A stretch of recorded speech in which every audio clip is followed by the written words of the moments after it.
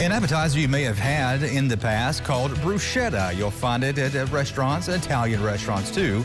But nonetheless, it's a very good appetizer, and it's actually really easy to make. There's not much to it, but today we're going to twist things around just a little bit, and I like to try to do that here, find a recipe and say, what can I do to make it my own? Today, it's a double tomato bruschetta. So yes, there's tomatoes in bruschetta. So let's start ingredient-wise. We'll go from this side of the table over to that side of the table. Looks like a lot, I promise. There's really not much to it. Over here, I have two types of cheeses. So usually with a bruschetta, if you look at a restaurant's menu, it's probably going to say it has mozzarella cheese on it, which I do have. I have mozzarella cheese that I have finely shredded right here. I like to finely shred the mozzarella cheese or any cheese I buy. I'm not big on the packs of cheese that are already done for you.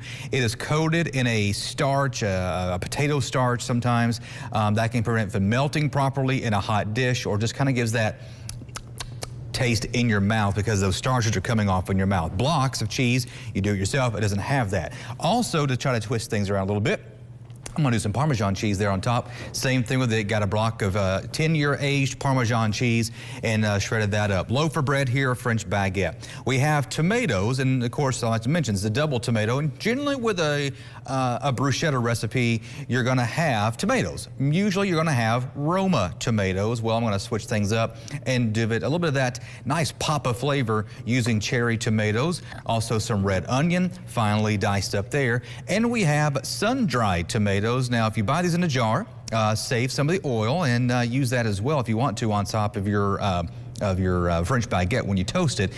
Sometimes sun-dried tomatoes are actually a pretty good size inside those jars, so I took those out, chopped them up. I used chili oil, so when you make your crostini, which I'll talk about that in a second, you just use olive oil to toast it. But I thought, well, let's throw just a smidge of heat. I have chili infused oil, and of course, everything on top. There's the garlic already peeled, and we're going to drizzle some balsamic glaze there on the top. So first things first, making your crostini, very easy to do. You take yourself a French baguette, and you just cut it up into small little bites, pretty much like you see right here inside my bowl. There's a crostini, and all you do is you take your crostini, put some oil there on the top. I drizzled a little bit of chili oil. If you want to go just regular olive oil, that's totally fine as well. Then you put it inside the oven or your air fryer. Get it just a little bit on the done side so it's crunchy, but not hard where you just can't bite through it. And that's it. That's done. You can also grill bread, by the way, with a charcoal grill. Can't be on there long, of course, but I'll give it some of that good char flavor as well. So let's get our mixing bowl. We're going to start mixing things up here first. Really, it's just throwing things together. There are the quartered cherry tomatoes. I cut them in half, then cut them in half again. There is your red onion, which is probably going to be maybe about 1/4 of a cup. Add more if you want to. It's all up to you. And then we have those sun-dried tomatoes still in some of their oil.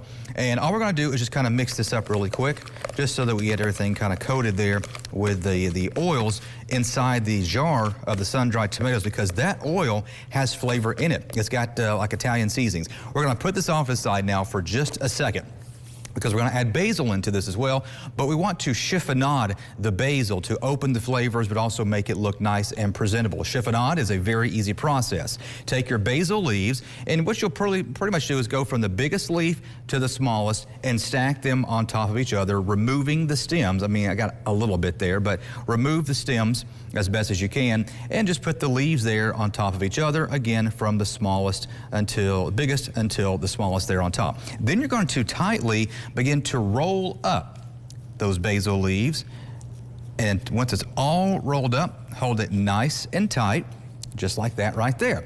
And then you take your knife here and you cut sideways into very small strips. This is called a chiffonade. And you just continue to do it. Of course, do it safely, you know, just to your pleasure. Don't go too fast where you might cut yourself. So now it's all tightly wound up, but if you just kind of give it a little fluff here a couple of times, you unpacked that basil, but now you have yourselves little strips of basil. Because basil, I don't want to say it's a potent herb that's out there, but it's got a lot of flavor to it, even for the smallest of pieces. So kind of just make sure you don't throw too much in there, sample it, and if you want more basil, throw it in there. Hey, look, there's a stem. We'll get rid of that. So I'm gonna put some of this basil off to the edge here, and I'm gonna put the rest of my basil inside of my jar. I'm gonna save some basil here for presentation purposes. So some basil's gonna get mixed in there, and now we just mix it all up. Look at the beauty of this dish. You'll see it here in a second with the greens mixing with the reds and the dark reds. So that looks great right there. So now all you have to do here is take one of your crostinis, and I've got this is one that has the chili on it, the chili olive oil, and just get some of that. And if you want to use your fingers, I think that'd be fine too, but that's okay if you don't. And you can put a little bit there of the sun-dried tomato. We got a little bit there of the cherry tomato as well, and there's some red onion. Then you're going to put your cheeses on top, so let's put just a little bit there of some mozzarella. That looks great. And just a little bit there of your Parmesan. You might say, Joe, this is a very small crostini. Keep in mind, this is finger food. Now you can make it bigger. There's Italian loaves out there, really big, that you get to several bites of. So you can put the cheese on top. Then I would recommend putting this inside maybe your air fryer or something of that nature so that, you know, the cheese melts. But for timing purposes, since I need to get some of these ready for Ron, I actually have what you use here with the flame and the butane, that I'll just kind of use that to melt down the cheese just a little bit, get a little bit of brown on the top. So I'm gonna do a couple of these. Look at that, perfect right there. Beautiful, beautiful, beautiful. I'll do a couple more. We'll plate it up. We'll see how Ron likes the double tomato bruschetta coming up in just a couple minutes.